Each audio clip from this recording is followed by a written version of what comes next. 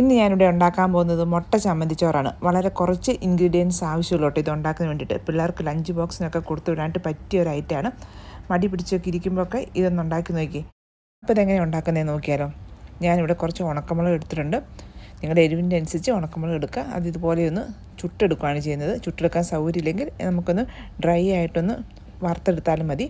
എന്തായാലും ഞാനിവിടെ ചുട്ടെടുത്തിട്ടുണ്ട്. അത് നമുക്ക് മിക്സിയുടെ ജാറിലേക്ക് ഇട്ട് കൊടുക്കാം. ഇനി ഇതിലേക്ക് നമുക്ക് കുറച്ച് ചെറിയ ഉള്ളി ഇട്ട് കൊടുക്കാം. ചെറിയ ഉള്ളി തന്നെ ഇടണം കേട്ടോ. ഒരു ചമ്മന്തി ഉണ്ടാക്കുന്നതിന് വേണ്ടിയിട്ടാണ്. പിന്നെ ഒരു ചെറിയ കഷ്ണം പുളിയും കൂടി പോകണ്ട. പിന്നെ കുറച്ച് തേങ്ങായും നമ്മളൊരു ചമ്മന്തി അരയ്ക്കുന്നത് അതുപോലെ തന്നെയാണ് ചെയ്യുന്നത്. അതിലേക്ക് കുറച്ച് മല്ലിയിലയും കൂടി ഇട്ട് കൊടുത്തു. ഞാൻ മല്ലിയില ഇച്ചിരി ഏറെ ഇട്ട് കൊടുത്തു കേട്ടോ. ആ ഫ്ലേവർ ഒന്ന് ശരിക്കും കിട്ടുന്നതിന് വേണ്ടിയിട്ടാണ്. പിന്നെ ആവശ്യത്തിന് ഉപ്പും കൂടെ ചേർത്ത് കൊടുത്തിട്ട് നന്നായിട്ടൊന്ന് അരച്ചെടുത്തു. വെള്ളമൊന്നും ചേർക്കാതെ വേണം കേട്ടോ അരച്ചെടുക്കാനായിട്ട്. ഇതുപോലെ അരച്ച് കിട്ടും കേട്ടോ. ഇപ്പോൾ തേങ്ങയൊന്നും അധികം നിങ്ങൾ ഇടേണ്ട ആവശ്യമില്ല. പിന്നെ ഇതിലേക്ക് ഞാനൊരു 3 മുട്ട എടുത്തിട്ടുണ്ട്. ഇതിലേക്ക് കുറച്ച് ഉപ്പിട്ട് കൊടുത്തു. നന്നായിട്ട് മുട്ട ഓംലേറ്റൊക്കെ ഉണ്ടാക്കുന്നത് നന്നായിട്ടൊന്ന് ബീറ്റ് ചെയ്തെടുക്കണം. ഇനി ഒരു പാൻ ചൂടാകുമ്പം അതിലേക്ക് നമുക്ക് കുറച്ച് വെളിച്ചെണ്ണയാണ് ഞാൻ ഒഴിച്ചു കൊടുത്തിരിക്കുന്നത്. അതിലേക്ക് ഒരു സവോള ഇതുപോലെ ചെറുതാക്കി അരിഞ്ഞത് ഇട്ട് കൊടുത്തു. പിന്നെ ഒരു പച്ചമുളക്, ഞാൻ എരിവ് അധികം വേണ്ടാത്തതുകൊണ്ടാണ് പച്ചമുളക് അധികം ഇടാത്തത്. പിന്നെ കുറച്ച് കരിവേപ്പില ഇട്ട് കൊടുത്തു. പിന്നെ ഈ ഉള്ളി വഴറ്റി എടുക്കാനായിട്ട് പാകത്തിന് ഉപ്പും കൂടെ ചേർത്ത് കൊടുത്തു. നിങ്ങൾക്ക് ഉപ്പ് ഒരു പ്രാവശ്യമായിട്ട് ചേർക്കണേ അങ്ങനെ ചേർക്കാം കേട്ടോ. അപ്പോൾ എനിക്ക് അതിൻ്റെ അളവ് കറക്റ്റായിട്ട് കിട്ടത്തില്ല. അതുകൊണ്ടാണ് ഞാൻ ഓരോ സാധനം ഇടുമ്പോൾ ഇതുപോലെ ഉപ്പ് ചേർക്കുന്നത്. അപ്പോൾ ഇതെല്ലാം കൂടെ ചേർത്ത് ഇതൊന്ന് വഴറ്റിയെടുത്തു.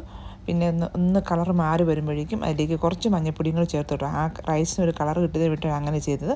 പിന്നെ കുറച്ച് ജിഞ്ചർ ഗാർലിക് പേസ്റ്റ് ചേർത്ത് കൊടുത്തു. ഇനി ജിഞ്ചർ ഗാർലിക് പേസ്റ്റ് നിങ്ങൾക്ക് ഇഷ്ടമില്ലെങ്കിൽ അത് ഒഴിവാക്കാൻ കേട്ടോ ഈ റെസിപ്പിക്ക്. ഇല്ലെങ്കിലും കുഴപ്പമൊന്നുമില്ല. അതൊന്ന് മൂത്ത് വരുമ്പോഴേക്കും നമ്മൾ അടിച്ച് മാറ്റി വെച്ചിരിക്കുന്ന ആ മുട്ട ഇതിലേക്ക് ഒഴിച്ചു കൊടുക്കാം. ഇനി ഇതൊന്ന് ചിക്കി പൊരിച്ചെടുക്കുകയാണ് നമ്മൾ ചെയ്യുന്നത്. നമ്മൾ എഗ്ഗ് ബുർജിയൊക്കെ ഉണ്ടാക്കിയല്ലേ ആ ഒരു രീതി തന്നെയാണ്. അപ്പോൾ ഒന്ന് പതുക്കെ ഒന്ന് വെന്ത് വരുമ്പോഴേക്കും നമുക്ക് നന്നായിട്ടൊന്ന് ചിക്കി പൊരിക്കിയെടുക്കണം. അപ്പം നിങ്ങൾക്ക് ആവശ്യമെങ്കിൽ ഇതിലേക്ക് കുരുമുളക് പൊടി ചേർക്കാം കേട്ടോ. അപ്പോൾ പച്ചമുളകും ഉണക്കമുളകും ഒക്കെ ഉള്ളതുകൊണ്ട് ഞാൻ കുരുമുളക് പൊടി ചേർക്കുന്നില്ല. പിന്നെ പിള്ളേർക്കൊക്കെ ആകുമ്പം അതല്ലേ നല്ലത്. പിന്നെ നേരത്തെ നമ്മൾ അരച്ച് വെച്ചിരിക്കുന്ന ആ ചമ്മന്തി ഇല്ലേ അത് ഇതിലേക്ക് ഇട്ട് കൊടുത്തിട്ട് നന്നായിട്ടൊന്ന് മിക്സ് ചെയ്തെടുക്കുക. എല്ലാം കൂടെ കൂടി എല്ലായിടത്തും നന്നായിട്ടൊന്ന് ആയി വരാനായിട്ട് നല്ല രീതിയിൽ തന്നെ ഒന്ന് മിക്സ് ചെയ്തെടുക്കണം കേട്ടോ. അല്ലെങ്കിൽ ആ ചമ്മന്തി അരച്ചത് അതിലേക്ക് പിടിച്ചിരിക്കും. അപ്പോൾ ഇവിടെ നന്നായിട്ട് ഞാനിതൊന്ന് ഇളക്കി എടുത്തിട്ടുണ്ട്. ഇനി നമുക്കിതിലേക്ക് നേരത്തെ വേവിച്ച് മാറ്റി വെച്ചിരിക്കുന്ന ചോറാണ് ഇട്ട് കൊടുക്കേണ്ടത്. അപ്പോൾ ചോറ് ഒത്തിരി വെന്ത് പോയില്ലെങ്കിൽ അതായിരിക്കും കേട്ടോ നല്ലത്. ഞാൻ വേവിച്ചപ്പോൾ ഇച്ചിരി വെന്ത് പോയി. അത് സാധാരണ ചോറാണ് ഞാൻ കുത്തിരിച്ചോറാണ് ഇട്ട് കൊടുത്തിരിക്കുന്നത്. ബസുമതി റൈസ് വേണ്ടവർക്ക് അങ്ങനെ ഇട്ട് കൊടുക്കാം കേട്ടോ. കുത്തിരിച്ചോറാകുമ്പോൾ നമ്മുടെ വീട്ടിലൊക്കെ എപ്പോഴും ഉണ്ടാവുമല്ലോ. അതുകൊണ്ടാണ് ഞാൻ ഈ കുത്തിരിച്ചോറ് എടുത്തിരിക്കുന്നത്. രണ്ടുകൊണ്ടും നല്ലതാണ് കേട്ടോ. മറ്റേ റൈസ് ഉണ്ടാക്കിയാൽ നല്ലതാണ്, നമ്മുടെ ഈ റൈസ് ആയാലും നല്ലത് തന്നെയാണ്. ഇതെല്ലാം കൂടെ കൂടി നമുക്ക് നന്നായിട്ടൊന്ന് മിക്സ് ചെയ്തെടുക്കണം. പിന്നെ ഈ ചോറ് വേവിച്ചപ്പോൾ ഞാൻ ഉപ്പിട്ടിട്ടില്ലായിരുന്നു. അതുകൊണ്ട് ഇതിലേക്ക് ആവശ്യത്തിനുള്ള ഉപ്പും കൂടെ ചേർത്ത് കൊടുത്തിട്ടാണ് നന്നായിട്ടൊന്ന് ഇളക്കിയെടുത്തു. അവസാനമായിട്ട് കുറച്ച് മല്ലിയിലയും കൂടെ ഇതിൻ്റെ മേലിലേക്ക് ഇട്ട് കൊടുത്ത് ഇതൊന്ന് മൂടി വെക്കുക. ഒരു 5 മിനിറ്റ് നേരം ഒന്ന് മൂടി വെക്കുക. സ്റ്റൗ ഓഫ് ചെയ്യാവുന്നതാണ്. അപ്പോൾ നമ്മുടെ മുട്ട ചമ്മന്തിച്ചോറ് ഇവിടെ റെഡി ആയിട്ടുണ്ട്. മസ്റ്റ് ട്രൈ ആയിട്ടാണ് കേട്ടോ.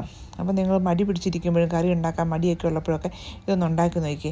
നല്ല ചൂടോടുകൂടി കഴിക്കുകയാണെങ്കിൽ ഒരു പ്രത്യേക ടേസ്റ്റാണ് കേട്ടോ. അപ്പോൾ എല്ലാവരും ഒന്ന് ഉണ്ടാക്കി നോക്കിയിട്ട് അഭിപ്രായം കമൻറ്റ് ചെയ്യാൻ വേണ്ടി മറക്കരുത്. അധികം സമയമൊന്നും ആവശ്യമില്ല ഇത് ഉണ്ടാക്കുന്നതിന് വേണ്ടി. പെട്ടെന്ന് ഉണ്ടാക്കിയെടുക്കാൻ പറ്റുന്ന ഒരു ഐറ്റമാണ്.